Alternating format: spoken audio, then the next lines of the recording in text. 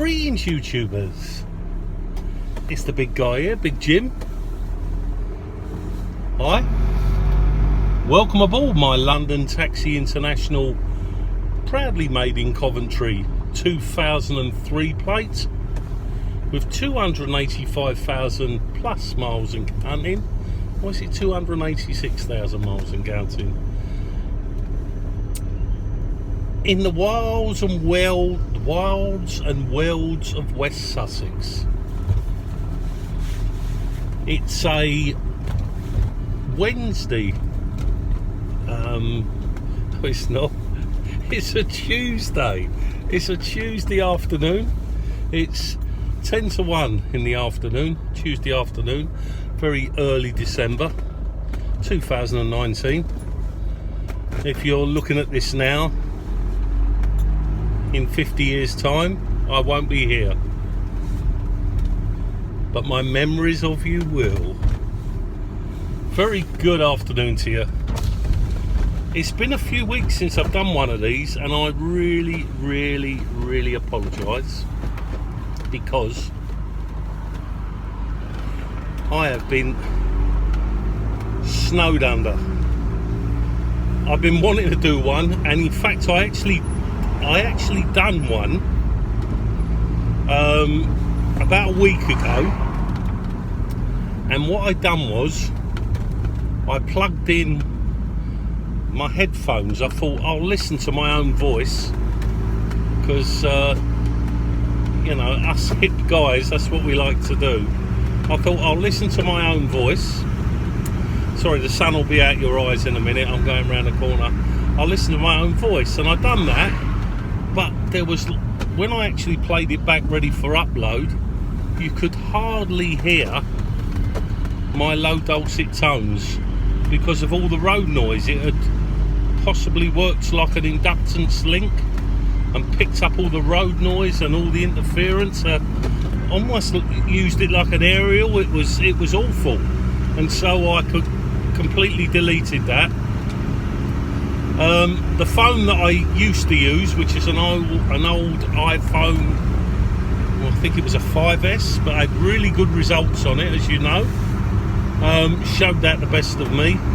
That literally went bang, and so I've now upgraded to an iPhone 7. I say upgraded, it's one of the grandchildren's cast-offs, because they've got the iPhone 28,462, so this one was just abandoned and thrown in the drawer.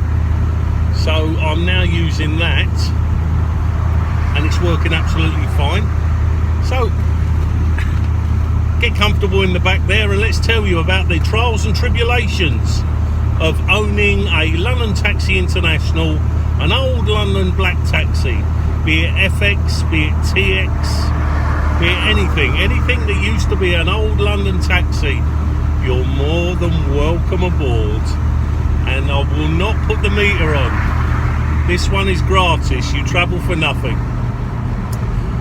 Let me just click back in my mind about some things I've got to pick up on. Someone said the other day, you said a lot on your last your last vlog, on how you find owning a London cab. And you said a few negative points, and you always finished on positive, because that's what I like to do. And one of the things I did forget, and you'll see it in the last vlog, and I've been kicked for not remembering the guy's name, but please, that is typical me. I'm terrible for names. I can just about remember myself and my brothers, and that's about it, as everyone around knows me. And I even forget my grandchildren and my daughters sometimes. So he said, don't forget, Jim, to tell people how narrow these are. In other words, they get into a gap, and also the turning circle. Well, you may or may not know how synonymous the turning circle of these literally can turn almost on themselves. In fact, there's no other vehicle apart from a push bike that you're going to ever drive. You can turn these around anywhere. They literally, the wheels almost turn on a right angle. not quite, but almost. Very tight turning circle. I was led to believe that it had something to do with the Savoy Hotel in London when it was built, had a very small little roundabout sort of turning circle, and it had to be back in the 1900s that was the criteria, that these cabs needed to turn in one rather than shunt backwards and forwards to a 5 or 10 point turn. Had to do it all in one, so hence the brilliant lock on these. It really is good. I mean, I can leave where I am, and I've watched other people where, you know, shunt back 3 or 4 times, and I just smile, get the wheels rolling because you don't want to tear the tyres stationary, and then just get that lock on, and I just turn out in one. It is fantastic. So yes, buy one if you like to not sit in any traffic and be in a turning circle. Better than anything else you're ever going to drive apart from a push bike. Secondly, he raised that how narrow these are, and a lot of people say, well, what do you mean narrow? Now, what I found on these, and you were exactly right, and you're going to kick me, but I've forgotten your name on the previous vlog.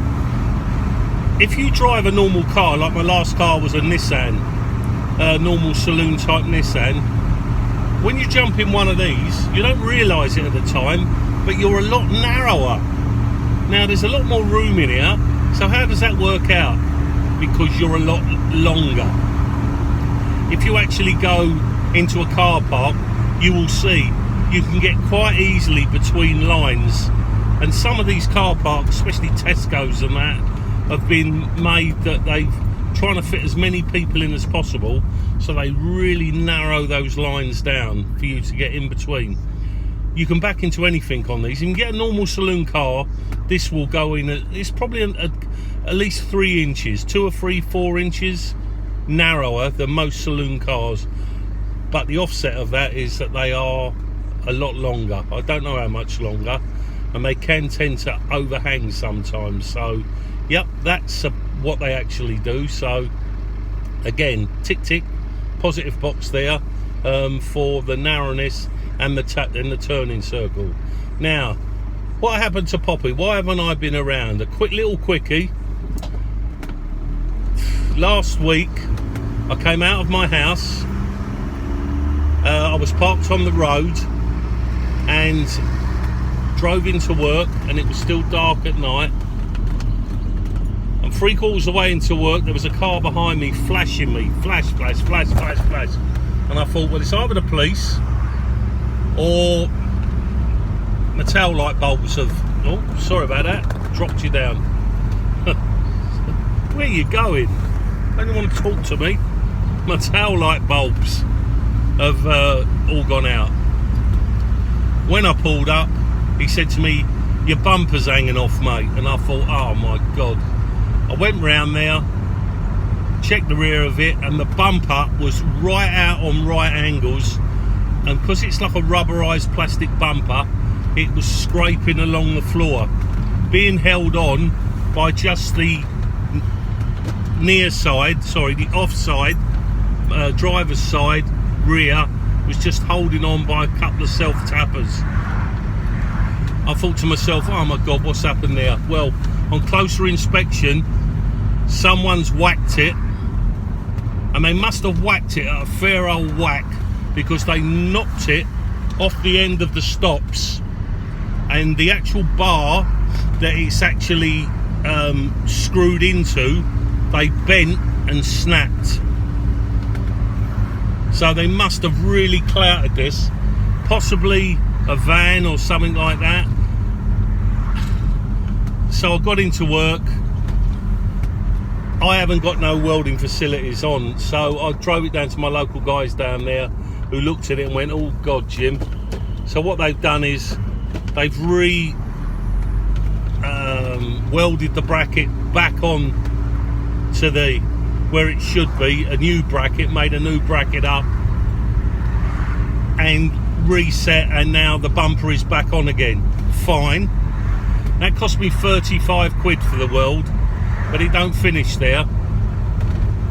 the actual bumper on these TXs is a large part of the rear of the car.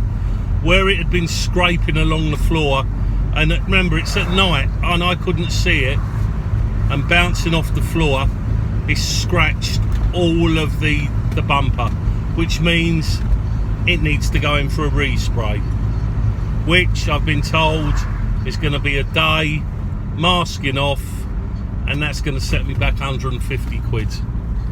Now my other option is to get a second-hand bumper, but by the time it's delivered the old one's taken off that we've just reset back on again.